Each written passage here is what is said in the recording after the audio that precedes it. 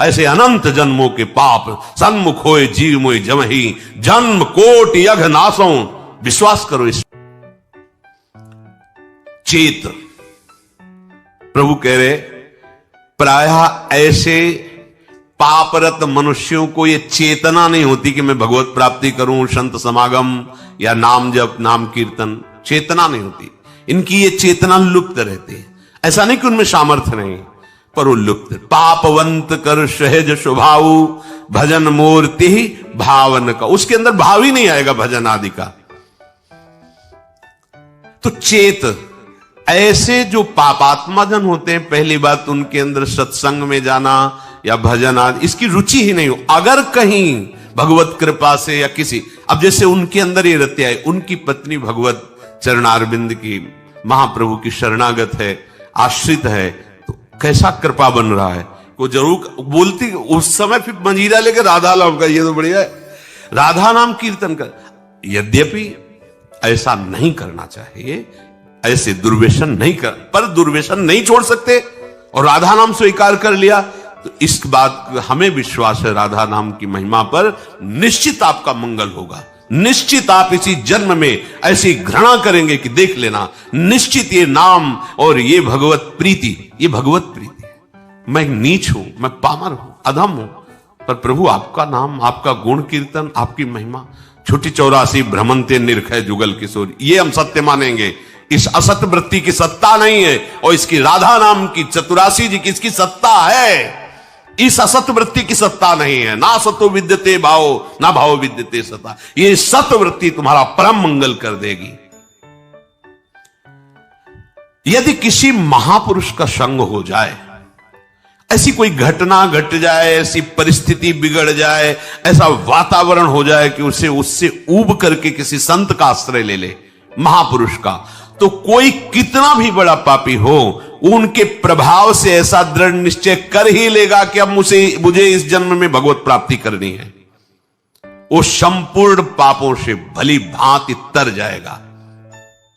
सर्वम ज्ञान प्लवेनैव व्रजिनम संतरिष्यति। प्रकृति के कार्य शरीर और संसार के संबंध से ही पाप होते हैं। जितने पाप होते हैं वो देहाभिमान जब होता है, और देहाभिमान में इंद्रियजन्य सुखों की भोग लालसा ही पाप कराती है। और जब संत संग होता है तो संत संग का प्रभाव होता है सर्व संबंध विच्छेद। ध्यान दीजिए, आप सरिस चाहे सबकी ना, संतों का स्वभाव और प्रभाव आप सरिस जैसे वो हैं वैसे बनाना चाहते हैं, या आप सरिस चाहे आपको भगवत स्वरूप बनाना चाहते हैं। संतों के संग का प्रभाव सर्व संग पहो हिमाम,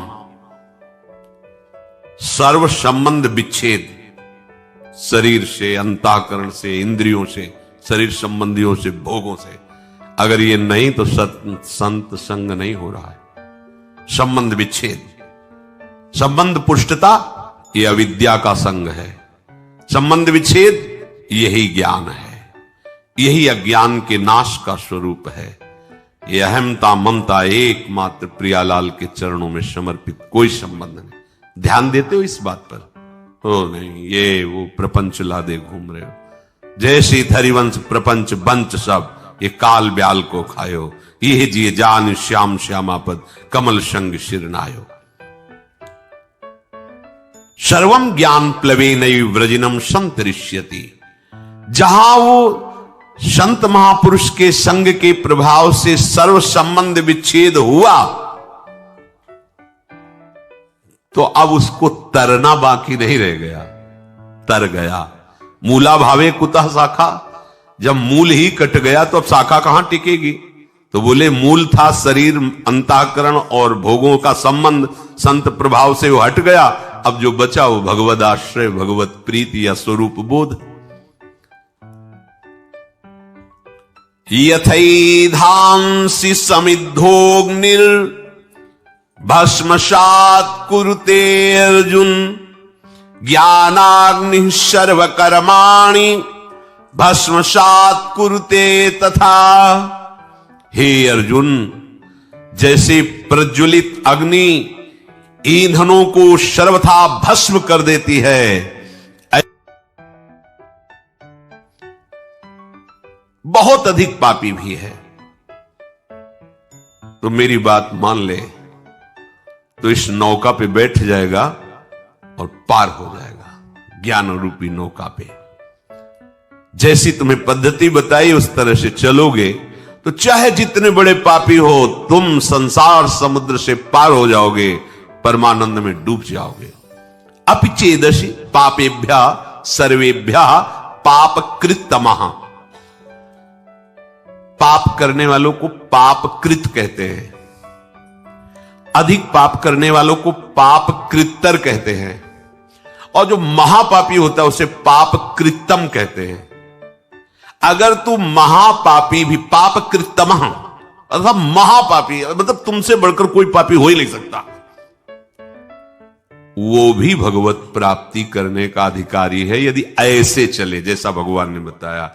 सदगुरु के पास जाके साष्टांग दंडवत करके विनम्रता पूर्वक उनकी अधीनता स्वीकार करके उनसे प्रश्न करे, जिज्ञासा करे, या वो अपनी तरफ से जो आपको आदेश उपदेश करे अक्षरशः पालन करे, तो आप चाहे जितने बड़े पापी हो आप भगवत प्राप्त कर लेंगे। कितना बढ़िया भगवान विश्वास दिला रहे, भगवान कह रहे ना, इसलिए किसी और प्रमाण की तो जरूरत नहीं, क्योंकि इनसे बड़ा कोई न्यायाधीश है नहीं। जब वो स्वयं कह रहे हैं अपिचेदशि पापेभ्य सर्वेभ्य पाप कृतमा, समस्त पापियों में भी तू सबसे बड़ा पापी हो तो भी तू जो मैंने पद्धति बताई उसके अनुसार चलेगा तो इस संसार समुद्र से पार हो जाएगा।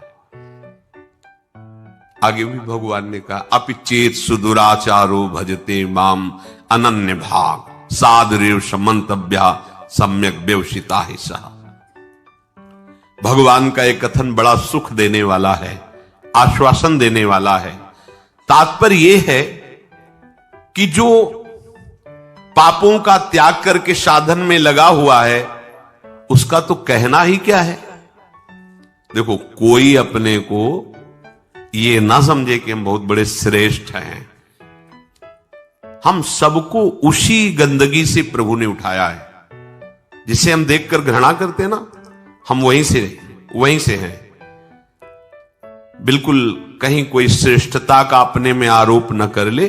श्रेष्ठ है तो सब श्रेष्ठ है, क्योंकि सब उसी से प्रकट है। और ये जितने विकार हैं इन्हीं से हमें उठाया गया है। हम इन्हीं में गिरे पड़े थे, अब भी गिरे पड़े हैं। अगर वो अपनी बाहुओं से सुरक्षित न रखे, अजान बाहु अभेद भुजदंड मूल पीनन सानुकूल, अगर वो हमारी सुरक्षा ना करे तो अब भी हम वहीं फिसल के पहुंच जाए। सबको ये बात समझनी चाहिए, कहीं इस बात का अहम ना आ जाए कि मैं श्रेष्ठ हूं, मैं महाभागवत हूं, मैं ज्ञानी हूं, मैं ब्रह्मबोध हूं। जो पापों का त्याग करके साधना में लग गए हैं उनका तो कहना ही क्या है। पर जिसने बहुत पाप किए हैं और पूर्वाभ्यास है पाप करने का, अब उसके उद्धार का क्या उपाय हो सकता है। जिसने पाप किए और उसको ग्लानि हुई और छोड़ करके पाप और सदगुरु की शरण होके साधन में लग गया, उसमें तो संशय ही नहीं, वो तो जाएगा ही जाएगा प्रभु के पास। भगवान यहां उसको विश्वास दिला रहे जो बहुत पाप किया, महापापी, और पूर्वाभ्यास भी पापों का है। अब उसको भी अपने उद्धार के विषय में निराश नहीं होना चाहिए भगवान के वचन मान करके। महापापी से पापी मनुष्य भी यदि सोच ले कि इसी जन्म में अब मुझे अपना कल्याण करना है, तो पुराने पाप उसको बाधा पहुंचाने की चेष्टा करेंगे। ऐसा नहीं कि वो शांत बैठे रहेंगे। वर्तमान के पाप उसको बाधा पहुंचाने की चेष्टा करेंगे। पर वर्तमान में साधु संग हो गया और उसने ठान लिया कि मुझे अपना कल्याण करना है, उस ठानने में वो उनकी बात मानेगा। वर्तमान के पापों पर रोक होनी शुरू हो जाएगी।